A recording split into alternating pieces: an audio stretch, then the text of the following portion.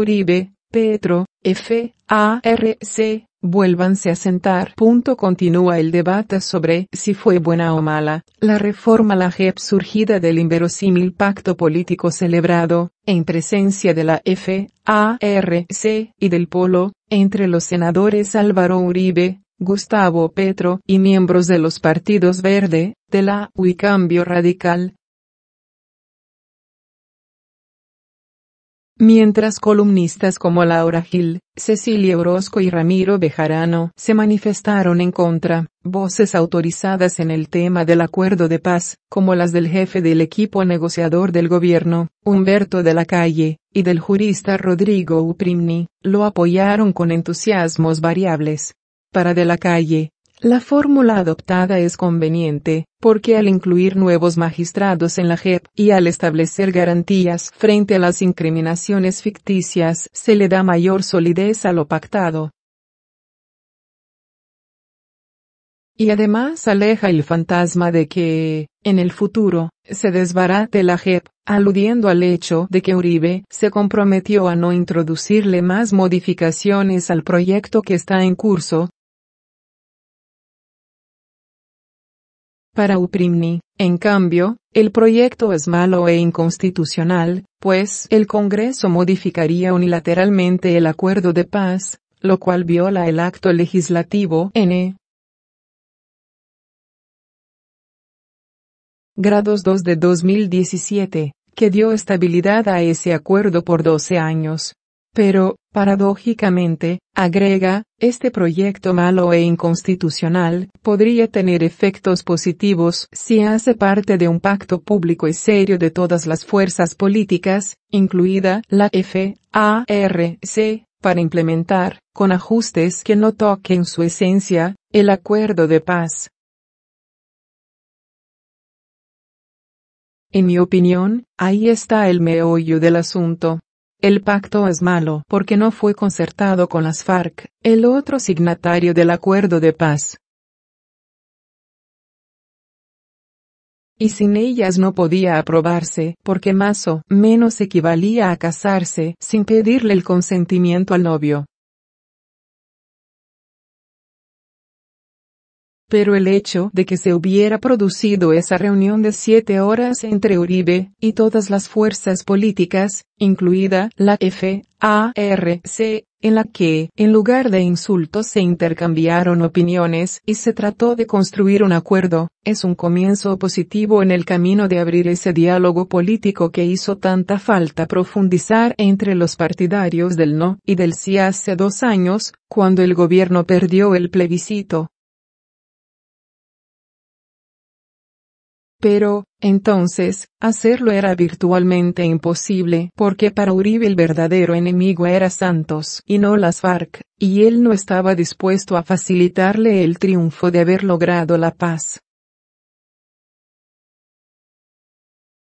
Sin embargo, ahora que Santos salió del ring, que Uribe le ganó la batalla política y que, como dice la revista Semana, hace las veces tanto de primer ministro como de jefe de la oposición, seguramente estaría dispuesto a sentarse con la FARC para abrir ese diálogo que tanto le pidió Timochenko que sostuvieran en La Habana y llevarse, él, Uribe, la gloria. Es que no debe olvidarse que el presidente eterno trató por todos los medios de iniciar con las FARC ese diálogo de paz que Santos coronó. Ahora, lo que no puede suceder es que se le abra una tronera a la JEP ni que se toque la esencia del acuerdo de paz, pues a este ya se le otorgó una estabilidad constitucional que debe respetarse. Y tampoco puede abrírsele la puerta a la intervención de la Corte Penal Internacional, que no va a estar contenta con que se nombren nuevos magistrados amigos de los militares, para que sean ellos los que los juzguen, como quedó establecido en el pacto Uribe-Petro. Con eso, los perjudicados serían los uniformados, que caerían en manos de la justicia internacional. Así que todos, por favor, vuélvanse a sentar. Pero esta vez, en el pacto, incluyan a la FARC.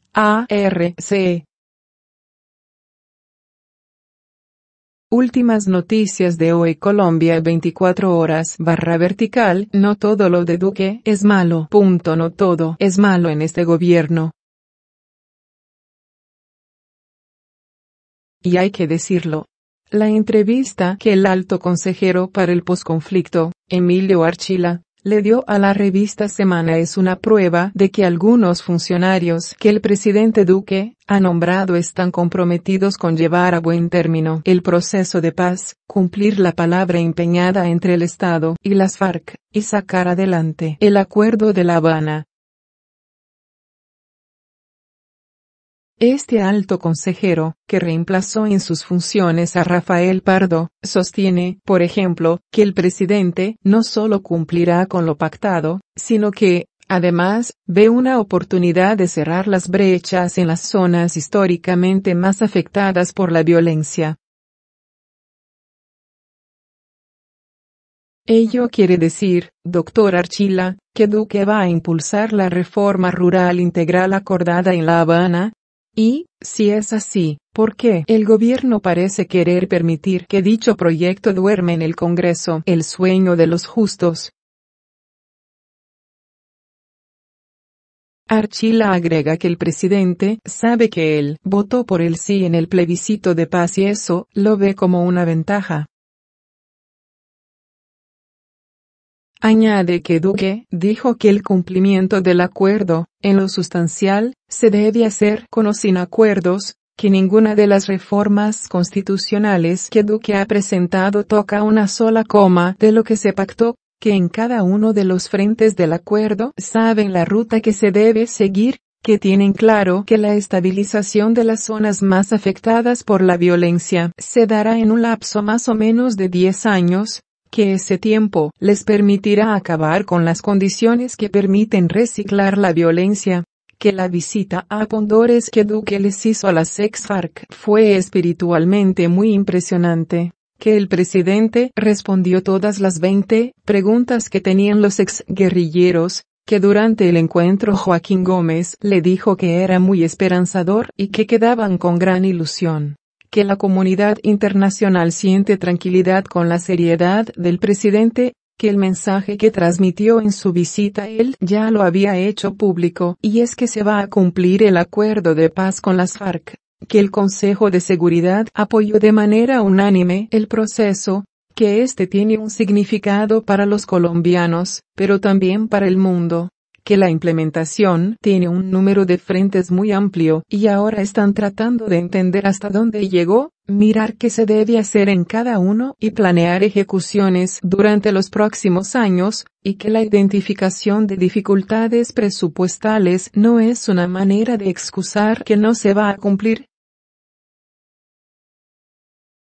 Finalmente, ante la pregunta sobre si tramitarán los proyectos que quedaron colgados en el Fast Track, Archila responde que sí, que el presidente ha dicho que es un hombre de palabra, que los desarrollos legales que están pendientes se van a hacer y que existe una negociación entre el Estado y las FARC, y cuando hay un acuerdo entre dos partes, cuyo cumplimiento se extiende por 15 años en temas tan complejos, es indispensable que existan instancias de diálogo.